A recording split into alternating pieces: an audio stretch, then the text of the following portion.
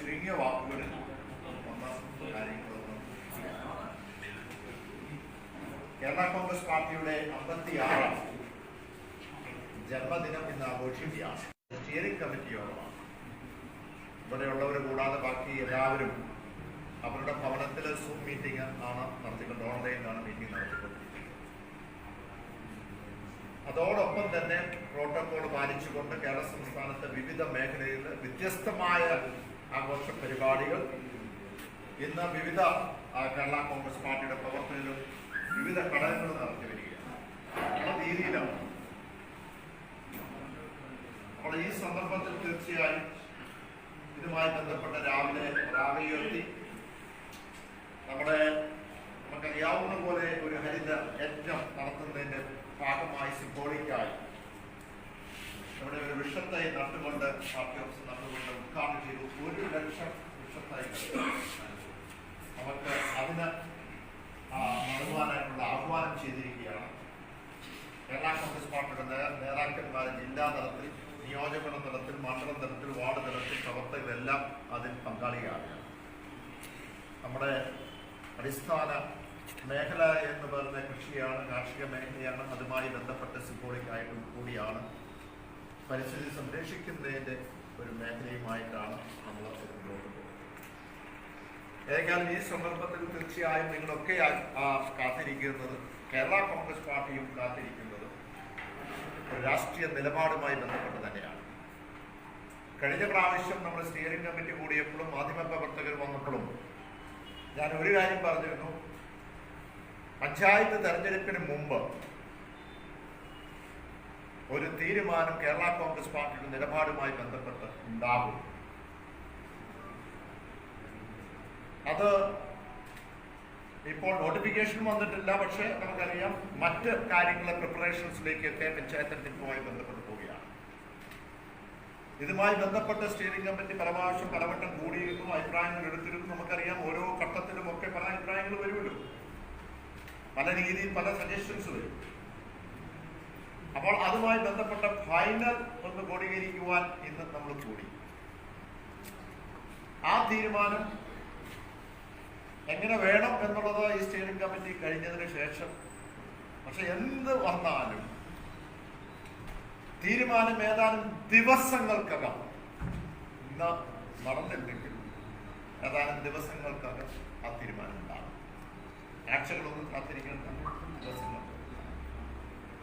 പക്ഷെ ആ തീരുമാനം കേരള രാഷ്ട്രീയത്തിന്റെ ഗതി മാറ്റുന്ന, അല്ലെങ്കിൽ കേരള രാഷ്ട്രീയം കേരള കോൺഗ്രസിൽ കൂടെ എന്ന ഒരു ചിത്രത്തിൽ കൂടെ മാറും എന്നുള്ളത് സംശയമില്ല.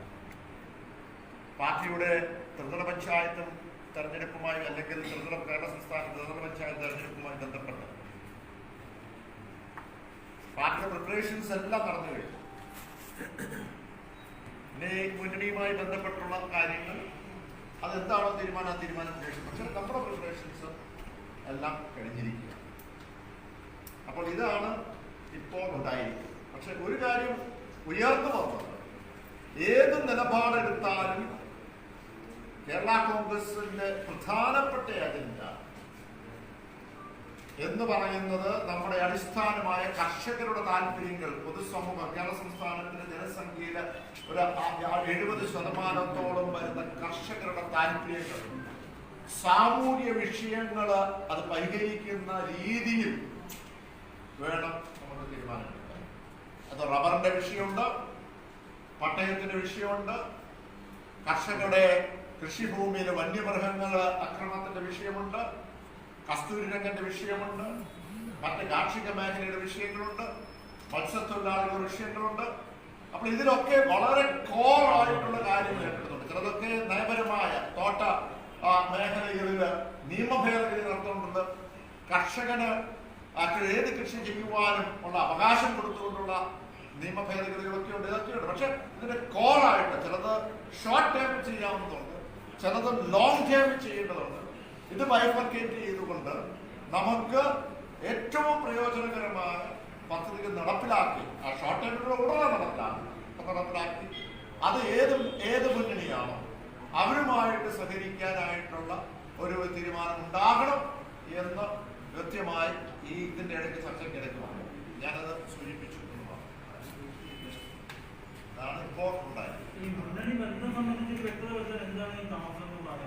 അല്ല, ഒരു മുന്നണി നമ്മൾ സ്വതന്ത്ര നിലപാടെടുക്കും. ഒരു രാഷ്ട്രീയ പ്രസ്ഥാനമാണ്. ആ രാഷ്ട്രീയ പ്രസ്ഥാനം എന്ന നിലയ്ക്ക് നമുക്ക് ഉള്ള മുന്നണി, ആ മുന്നണിയുമായി നമ്മൾ ഏത് മുന്നണിയാണ് ചേരുമ്പോൾ അതിന്റെ നല്ല വശം എന്തായിരിക്കും, വിദ്യാഭ്യാസം, ഇതെല്ലാം ചർച്ച ചെയ്തിട്ടുണ്ട്. രാഷ്ട്രീയ പ്രസ്ഥാനമാണ്, ജനങ്ങളില്ല. അപ്പൊ തീർച്ചയായും അതിനകത്ത് അതിന്റെ സമയമെടുത്ത് തന്നെ ചെയ്യണം. അതും മാത്രമല്ല, ഇപ്പോൾ ഇത്രയും നാളും കുഴപ്പമില്ല. ഇപ്പോൾ പഞ്ചായത്ത് തെരഞ്ഞെടുപ്പ് വരുമ്പോൾ തീരുമാനമെടുത്തിരിക്കും.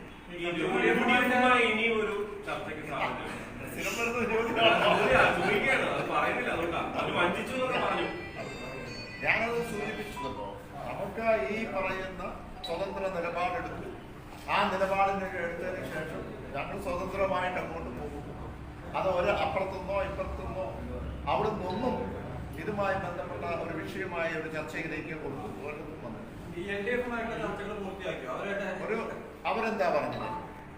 കേരള കോൺഗ്രസ് പാർട്ടി ഒരു നിലപാട് പറയട്ടെ എന്ന് ഞങ്ങളുടെ അഭിപ്രായം. കേരള കോൺഗ്രസ് പാർട്ടി നിലപാട് ഉടനടി, ഞാൻ പറഞ്ഞത് ദിവസങ്ങൾ മാത്രം ഉണ്ടാവും. അതിനുശേഷം ഒരു കാര്യം, കേന്ദ്ര സർക്കാരിന്റെ കർഷക നയം അതിനെ കുറിച്ച് എന്താണ്? ആ കേന്ദ്ര സർക്കാരിന്റെ കർഷക നയത്തിൽ പല കാര്യങ്ങൾ. ഒന്ന്, നമുക്ക് ഒരു കൃഷിയുമായി ബന്ധപ്പെട്ട് തന്നെ അത് സംസ്ഥാന സർക്കാരിന്റെ അധികാരത്തിൽ വരുന്നതാവും. അപ്പോൾ അതിനകത്തോടൊരു കടന്നുകയറ്റമുണ്ട്. അവിടെ തീർച്ചയായും അതൊരു നമ്മുടെ ഫെഡറൽ സംവിധാനത്തിനെ ബാധിക്കുന്നതാണ്. പല ആസ്പെക്റ്റുണ്ട്. അത്യാവശ്യ സാധനങ്ങളുടെ അതിന്റെ വിലയുമായി ബന്ധപ്പെട്ട് ഇപ്പോൾ ഏതൊക്കെ പണ്ട് അതിനകത്ത് തീർച്ചയായും ആ കൃഷി അല്ലെങ്കിൽ ആ ഉൽപ്പന്നങ്ങൾക്ക് അതിന്റെ വില ഉയരുമ്പോൾ അത് കൺട്രോൾ ചെയ്യാൻ അതിനൊരു കൺട്രോൾ സിസ്റ്റം ഉണ്ടായിരുന്നു. ഇപ്പോൾ അതില്ലാതെയാവുന്നു. ഇപ്പൊ കുത്തുകൾക്ക് അത് ഹോൾഡ് ചെയ്യാൻ കഴിയുന്നു. അപ്പോൾ ഈ നിയമത്തിനകത്ത് പല ആശങ്കകളും. അത് ചില സംസ്ഥാനത്തെ കൂടുതൽ ബാധിക്കും, ചില സംസ്ഥാനത്തെ ചിലപ്പോൾ മറ്റൊരു രീതിയിലായിരിക്കും ബാധിക്കുന്നത്. തീർച്ചയായും കേരള കോൺഗ്രസ് പാർട്ടിക്ക് അതിൻ്റെതായ അഭിപ്രായമുണ്ട്. ഞാൻ അന്ന് പറഞ്ഞിരുന്നു. ഞാൻ പാർലമെന്റിൽ നിന്ന് ഇങ്ങോട്ട് വരുമ്പോഴും തന്നെയും അവിടുത്തെ ഒരു പ്രക്ഷോഭണത്തിൽ നിന്നാണ് അത് പെട്ടെന്ന് നിർത്തി, പാർലമെന്റ് നിർത്തി, അതിൽ നിന്നാണ് ഇങ്ങോട്ട് എത്തിയത്. വലിയ നമ്മുടെ പ്രതിസന്ധി നേരിടുന്ന ഒരു ബില്ലായിട്ട് അത് ഇടപെടൽ പ്രതിപക്ഷം എല്ലാവരും കൂടെ അവിടെ വെച്ച് തന്നെ, പാർലമെന്റിൽ വെച്ച് തന്നെ, അത് രാഷ്ട്രപതി ഭവനിൽ തന്നെ അതിനുശേഷം നടന്ന പ്രതിഷേധത്തിന് ഇവിടെ വന്നതിന് ശേഷം എല്ലാ ജില്ലകളിലും കേരള കോൺഗ്രസ് പാർട്ടിയുടെ കർഷക സംഘടനയും പാർട്ടിയുടെ നേതാക്കന്മാരും അടങ്ങിക്കൊണ്ടുള്ള പ്രതിഷേധങ്ങൾ നമ്മൾ നടത്തിയിട്ടുണ്ട്. സംസ്ഥാന സർക്കാരിന്റെ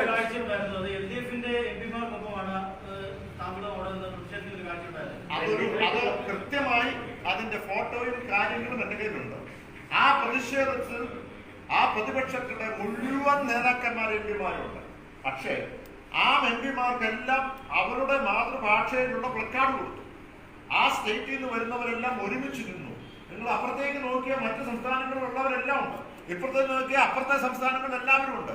ഞാൻ കേരളത്തിൽ നിന്ന് വന്ന എംപിമാരോടൊപ്പം പ്രധാനപ്പെട്ട ഒരു കർഷകരുടെ വിഷയത്തിൽ ഒരുമിച്ച് നിന്നത് ഒരു കുറ്റമായി പോയോ എന്ന് എനിക്കറിയാം.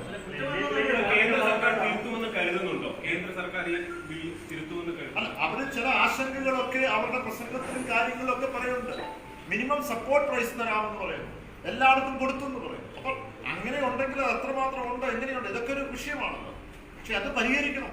അത് പരിഹരിക്കുന്നതോടും വരെ ഒരുപാട് പ്രക്ഷോഭമായിട്ട് ചന്ദ്രശേഖരൻ എംപിയുമായി താങ്കൾ കൂടിക്കാഴ്ച നടത്തിയെന്നു.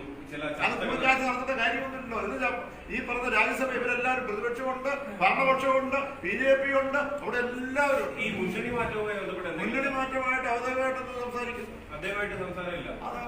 ഈ സംസ്ഥാന സർക്കാരിന്റെ കർഷക ബോർഡ് രൂപീകരിക്കുന്നത് ക്ഷേമതയുമായിട്ട് ബന്ധപ്പെട്ട് അതിനെ സ്വാഗതം ചെയ്യുന്നുണ്ട് കേരള കോൺഗ്രസ്. ഞങ്ങളൊരു പ്രപ്പോസല് ഞങ്ങളുടെ പാർട്ടി ഇപ്പോൾ സംസാരിക്കപ്പെടുന്നു. കർഷക സ്ത്രീ കമ്മീഷൻ അതാ വേണം എന്നുള്ള ഞങ്ങളുടെ ഡിമാൻഡാണ്. ആ ഡിമാൻഡ് എന്ന് പറഞ്ഞാൽ ഇപ്പോൾ കർഷകർക്ക് ഇവിടെ 10,000 രൂപ കൊടുക്കുന്നു, ഇവിടെ 6,000 രൂപ പെൻഷൻ കൊടുക്കുന്നു, ഇവിടെ സഹകരണ ബാങ്കിൽ നിന്ന് 7% സബ്സിഡി കൊടുക്കുന്നു. ഓരോന്നും ഓരോ മന്ത്രാലയങ്ങളാണ്. പക്ഷെ ഫലത്തിൽ വരുമ്പോൾ ഇതൊന്നും കർഷകരെ ലഭിക്കുന്നത്. അപ്പോൾ ഇത് കുടുംബശ്രീ കമ്മീഷൻ പോലെ നമുക്ക് ഒരു കമ്മീഷന്റെ കീഴിൽ വരുമ്പോൾ ഇതിനെ ഏകീകരിച്ച് ഒരുമിച്ചാക്കി നമുക്ക് കർഷകരെ കൊണ്ട് എത്തിക്കാൻ കൃത്യമായി നമുക്ക് കൊടുക്കാൻ കഴിയും. അത് കേരള കോൺഗ്രസ് പാർട്ടി മുന്നോട്ട് വെക്കുന്ന ഒരു കാര്യമാണ്.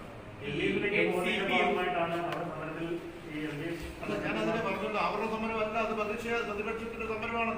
ഞാൻ അതിന്റെ വീഡിയോ കാണിക്കുക. അതിന്റെ ഇപ്പുറത്ത് എല്ലാവരും നിൽക്കുക. ഇപ്പുറത്തും അവിടെ മാത്രം ക്രോപ്പ് ചെയ്ത് 5 പേരുടെ ഫോട്ടോ ഇട്ട് ഞാനിപ്പോ ഇപ്പൊ ഞാൻ ആ പ്രതിപക്ഷത്തിന്റെ കൂടെ നിന്നതൊന്നും തെറ്റുണ്ടോ? പാലാ സീറ്റ് വിട്ടുകൊടുക്കില്ല എന്നവര് അസന്നിഗ്ധമായി പ്രഖ്യാപിക്കണം. ആവർത്തിച്ച് വ്യക്തമാണ്. അതോടൊപ്പം തന്നെ ചർച്ച നടത്തിയില്ലല്ലോ. അതോടൊപ്പം തന്നെ CPI ജില്ലാ നേതൃത്വം ജോസ് കെ മാണിക്കെതിരെ ആർക്കും അവരുടെ സ്വാതന്ത്ര്യമല്ലേ, എതിര് പറയാം, അവരുടെ അഭിപ്രായം പറയാം. കേരള കോൺഗ്രസിന്റെ അഭിപ്രായം പറയുന്നു. അവിടെ ഒരു ചർച്ചയിലേക്കായില്ലോ. എന്റെ നിലപാട് പറഞ്ഞതിന് ശേഷം എന്റെ ചർച്ചയിലേക്ക് പോകുള്ളൂ. അന്നേരം അഭിപ്രായം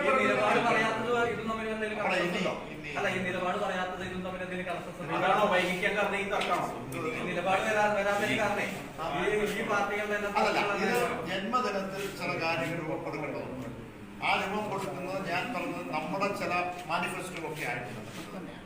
അതിനുശേഷം ഈ കർഷക വിഷയങ്ങളെ LDF വലിയ കുഴപ്പമില്ലാതല്ലേ കൈകാര്യം ചെയ്യുന്നത്? കർഷക വിഷയങ്ങളൊക്കെ അത് ഞാൻ പറയുന്നതിനേക്കാൾ കൂടെ മാധ്യമങ്ങൾ പറയപ്പെടാൻ കുറച്ച് വിലയുണ്ടാവും.